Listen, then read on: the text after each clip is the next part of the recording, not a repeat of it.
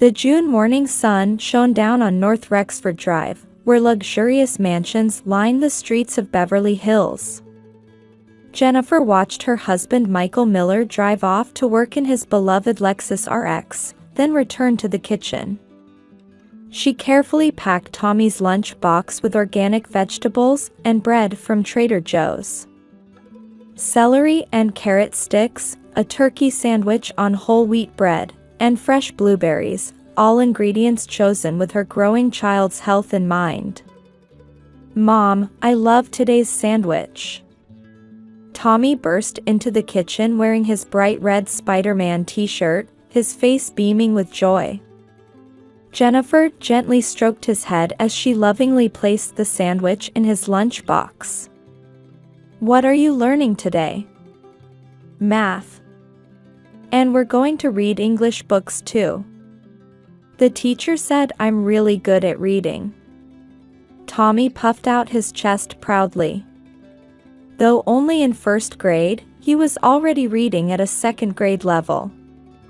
While his education-minded parents had influenced this, it was primarily due to his naturally curious personality. This peaceful morning scene was typical for the Miller family. Jennifer earned $80,000 annually as a luxury real estate agent, while Michael brought in $120,000 as a department head at a major construction company.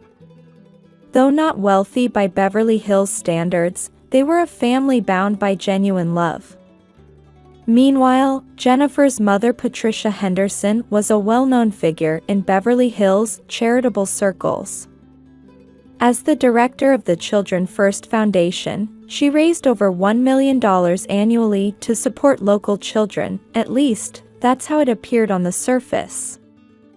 The Beverly Hills Courier had dubbed her the Queen of Charity, and she had even received recognition from the state governor. Donors trusted her implicitly, and her word alone could bring in substantial donations.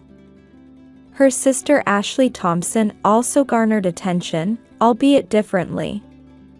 As a parenting influencer with 500,000 followers, she received constant advertising requests from famous brands like Pottery Barn Kids and The Honest Company. She cultivated a perfect mother image while doing high-paying product reviews. Her Instagram and TikTok posts regularly received tens of thousands of likes, and her advertising revenue alone exceeded $300,000 annually.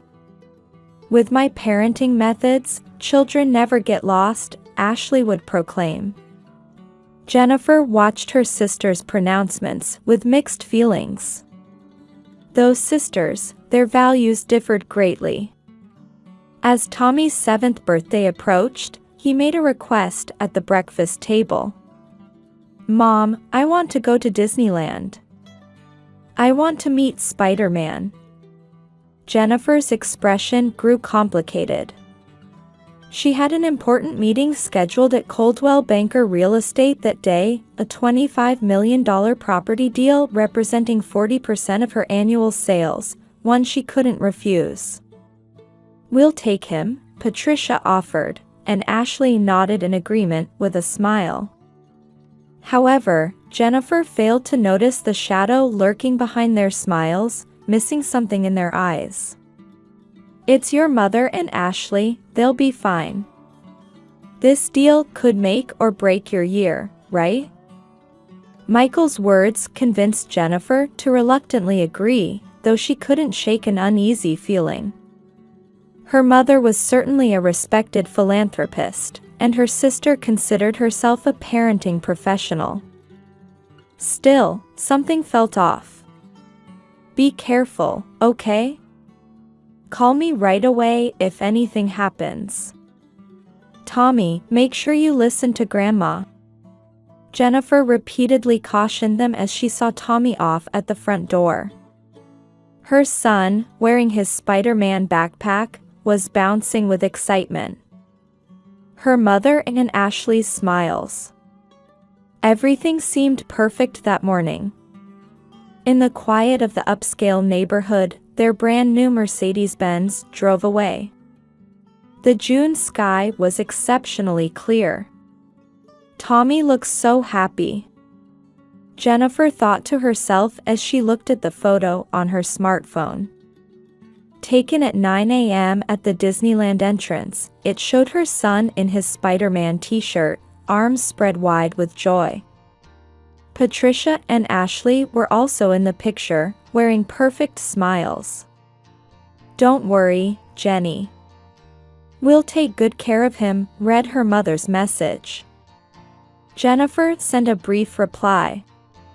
After all, her mother was the director of the Children First Foundation, dedicating her life to supporting children. Surely she would take perfect care of Tommy. At the Coldwell Banker office, Jennifer immersed herself in preparing for the $25 million deal. As she reviewed the luxury property documents, she occasionally checked her phone. Photos arrived at 10 a.m. in front of the Ferris wheel and at 11 a.m. from Adventureland. In every picture, Tommy was beaming. "Everything's ready," she thought.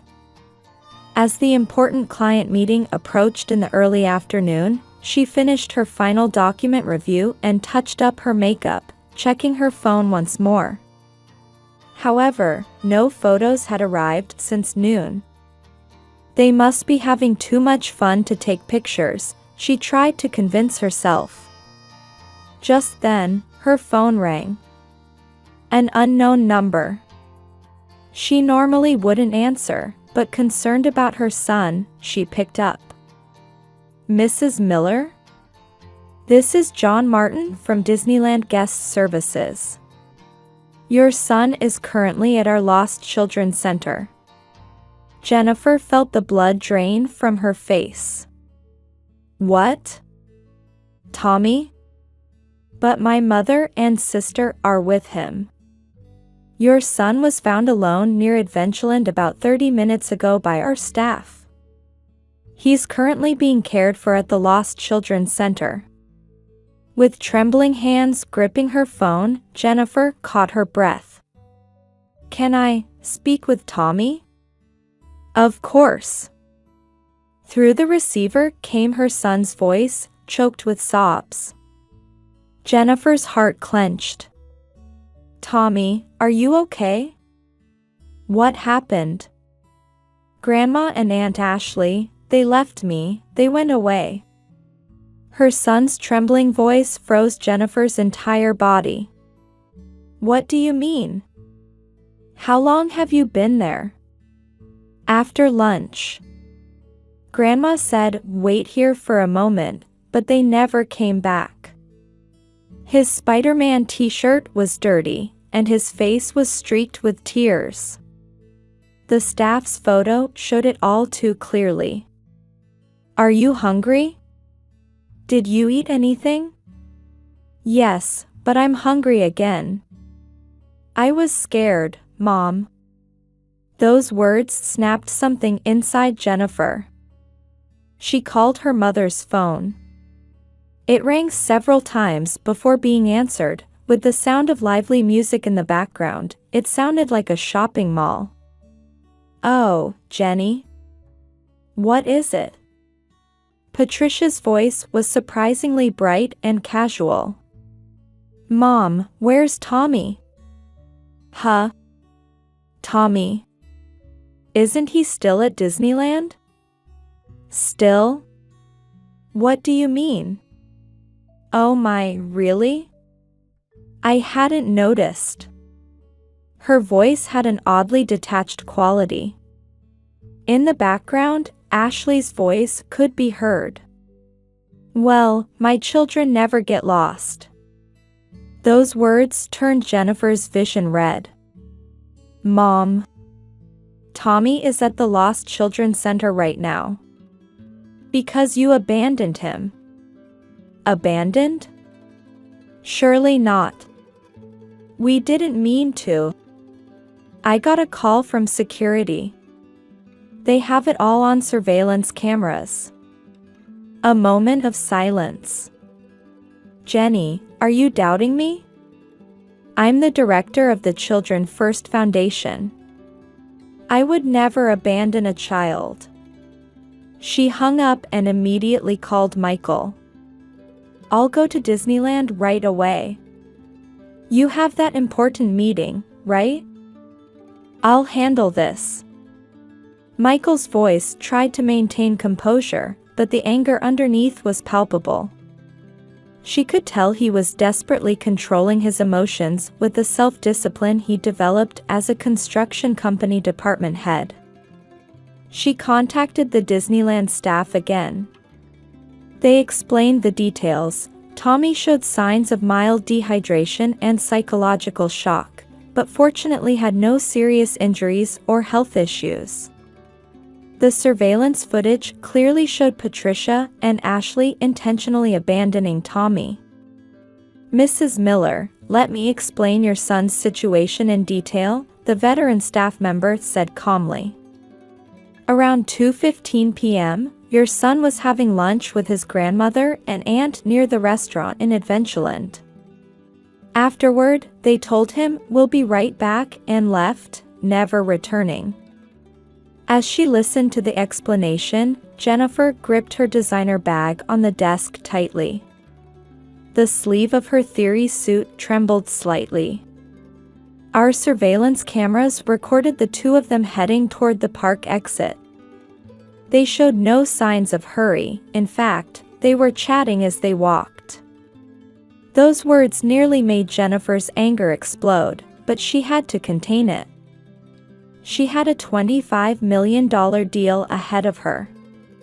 She couldn't let emotions take over. Tommy, Dad will be there to pick you up soon. Everything's going to be all right now.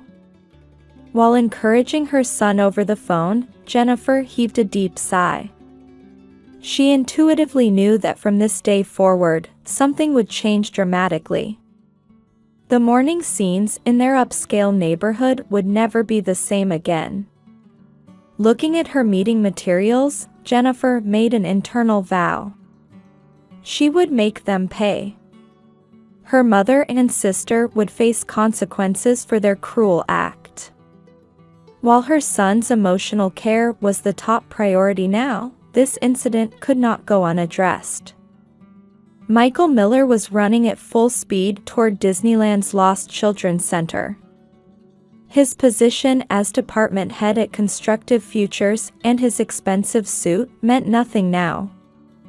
His mind was focused solely on his son. "Daddy." Tommy's voice echoed in the hallway. Michael embraced the small body that burst out of the Lost Children's Center with his entire being. The Spider-Man t-shirt was dirty, and his eyes were red from crying. Still, relief spread across Tommy's face at the sight of his father. "Everything's okay, now. Daddy's here." While holding his son, Michael bowed deeply to the attending staff.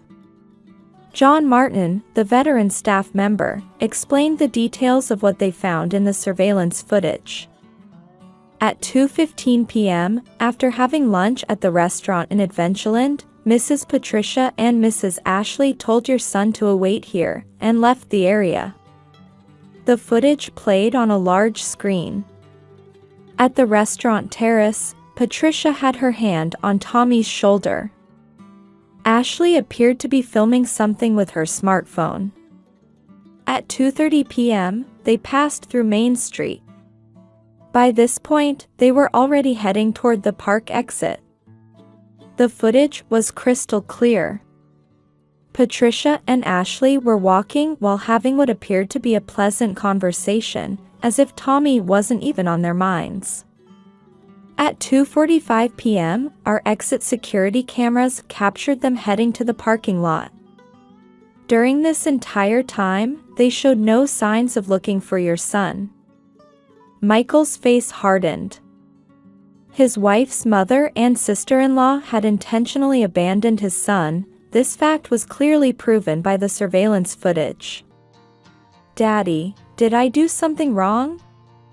Tommy's trembling voice squeezed Michael's heart. His young son had been wondering if he was somehow at fault. No, Tommy. You didn't do anything wrong. Grandma and Aunt Ashley made a terrible mistake. Just then, Michael's smartphone rang. The screen displayed William Henderson Sr., Tommy's great-grandfather, Patricia's father. The 86-year-old real estate mogul seemed to have already grasped the situation. "Come to my house immediately. We need to talk." Upon arriving at the Beverly Hills mansion, a butler quietly led them to the reception room. William Henderson Sr. sat in a heavy leather chair. Next to him was Howard Henderson, senior partner at the prestigious law firm Henderson & Partners, Patricia's husband and Tommy's grandfather. "My daughter, to think she would abandon her own grandson." William's voice mixed anger and sorrow. The real estate mogul, with total assets exceeding $100 million, was known for valuing family bonds above all else. "This is a serious matter that affects our family's honor." Speaking in a grave voice, William had already begun taking action. First, contacting lawyers. Instructions for changing his will. Requests for evidence collection. Everything was proceeding rapidly.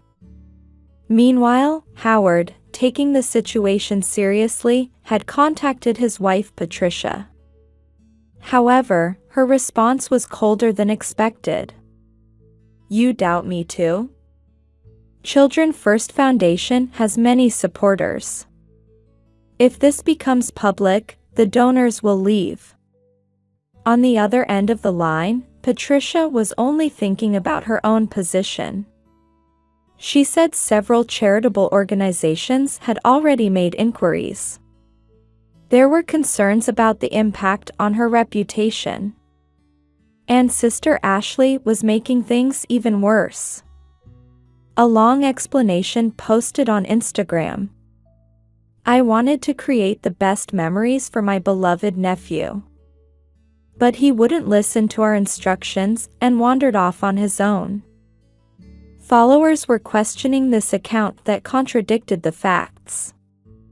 Ashley, unaware of the surveillance cameras, was trying to create a narrative that suited her.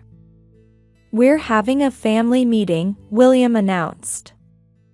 With his word, emergency contacts went out to all family members. Today's events weren't just about child abandonment. They questioned the nature of family, trust, and above all, human morality. Michael silently watched his son. Tommy had fallen asleep on the reception room sofa, exhausted. His Spider-Man t-shirt was still dirty. "They will pay for this," Michael vowed internally. He and Jennifer had already determined their course of action. Considering legal measures. More importantly, their son's emotional care. Everything needed to be prioritized and planned systematically. William stood by the window, looking down at the Beverly Hills twilight. His expression showed the severity of the family drama about to unfold. A heavy atmosphere filled the living room of the Henderson mansion. One of Beverly Hills' most impressive residences, owned by William Henderson Sr. Italian marble floors, French antique furniture, Spanish chandeliers. All of it emphasized the solemnity of tonight's family meeting. Family members gathered one by one. Jennifer arrived first, having finished her important meeting. Her suit was impeccable, but her expression showed fatigue. Michael had put the sleeping Tommy to bed in the adjacent guest room, quietly closing the door. Then Patricia and Ashley appeared. Surprisingly, they showed no signs of regret. Rather, they seemed to act as if they were the victims. We will now view the surveillance footage. William's butler turned on the 80-inch display. First footage, Adventureland Restaurant, 2:15 p.m. Patricia adjusting her new Hermes bag while speaking to Tommy. Wait here. We'll be right back. Next footage, 2:20 p.m. Ashley filming something with her smartphone. 2:30 p.m. Main Street footage. Patricia and Ashley chatting while eating ice cream. Acting as if Tommy wasn't even on their minds. 2:45 p.m. Park exit footage. The two heading to the parking lot with luxury brand shopping bags. Then records of them driving the Mercedes-Benz to a Beverly Hills shopping mall. When the footage ended, the room fell into complete silence. William's voice resonated heavily. Patricia, why did you commit such a cruel act? Father, I have my reasons. Silence. His voice was cold and sharp. You intentionally abandoned my grandson, my beloved great-grandson. This fact is now undeniable. Howard Henderson gradually moved his chair away from his wife Patricia. As senior partner at Henderson and Partners, he fully understood the legal weight of the footage. This is a form of child abuse. Howard's words froze the room's atmosphere. Even you blame me? Patricia's voice rose shrilly. I'm the director of the Children First Foundation. I've dedicated my life to helping children. That's precisely why, William interrupted. Your actions are not just cruel, they're a complete betrayal. To abandon your own grandson while in a position to support children. The elderly man closed his eyes heavily and delivered his next words. As of today, you and Ashley are removed from the inheritance. What? Ashley spoke up for the first time. Grandpa, that's... I've already consulted with the lawyers. All my assets will be transferred to Jennifer and Tommy. And some will be donated to a new child protection organization. Patricia's face turned ashen. Father, but our livelihood. Your livelihood? William's voice grew colder. You lost the right to worry about such things when you abandoned a 6-year-old child. Just then, Patricia's smartphone began ringing. An emergency contact from the Children First Foundation's board. They had already grasped the situation and decided to hold an emergency meeting. Ashley's smartphone was constantly chiming with notifications. Critical comments were flooding her Instagram post attempting to explain her actions. Moreover, an email arrived announcing contract termination from one of her major sponsors. Patricia. Now her husband Howard spoke up. I have something to say as well. His expression showed unprecedented severity. I'll contact a divorce lawyer tomorrow. Howard. So this was your true nature. In 30 years of marriage, I've never been so disappointed. Though maintaining his dignity as senior partner at Henderson and Partners, his voice was filled with sadness. Meanwhile, the media had begun moving quickly. A reporter from the Beverly Hills Courier requested an interview with Patricia. Investigation of the Children First Foundation had also begun. This act goes against our organization's principles, and we are taking this very seriously. An official comment from the board had already begun circulating in the media. And Ashley's social media empire was showing rapid signs of collapse. A self-proclaimed parenting expert abandoning a child? Hypocrite. Sponsor companies should reconsider their contracts with this influencer. Critical comments snowballed. Led by Pottery Barn Kids, major sponsors announced contract terminations one after another. Her 500,000 followers dropped to 300,000 within 24 hours. "This is just the beginning," Williams said. No one could argue with his words. Night crept into the mansion's living room. The chandelier light illuminated Patricia and Ashley's pale faces. No one stood by them.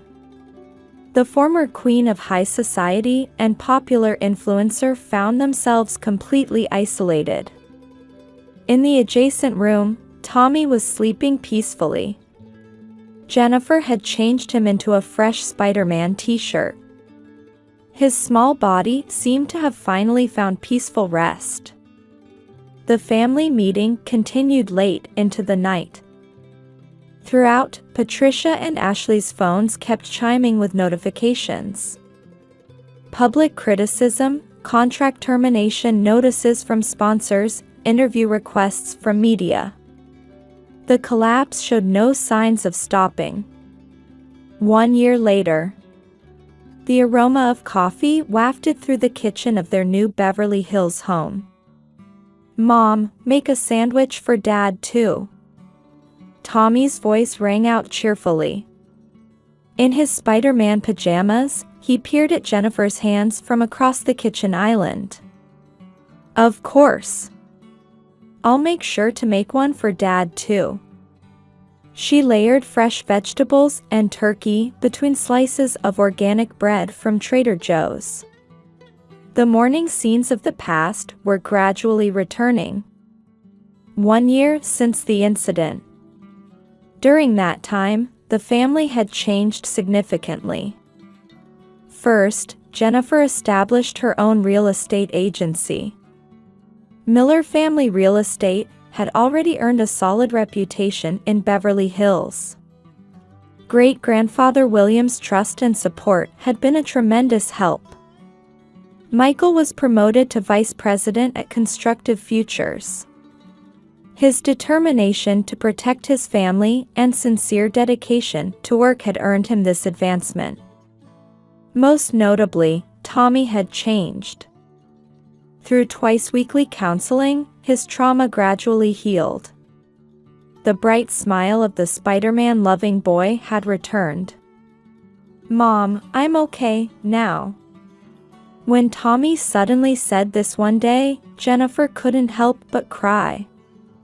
Meanwhile, Patricia and Ashley's downfall had been more dramatic than anyone expected. The Children First Foundation decided to dismiss Patricia. Major donors unanimously withdrew their support. "We cannot accept someone who committed such an inhumane act of abandoning a child leading a children's support organization," the donors' verdict was harsh. Ashley's social media followers dropped by over 90% in just 2 weeks. Her brand as a parenting influencer completely collapsed. All contracts with sponsor companies were terminated. Her glamorous life with an annual income of $300,000 vanished in an instant.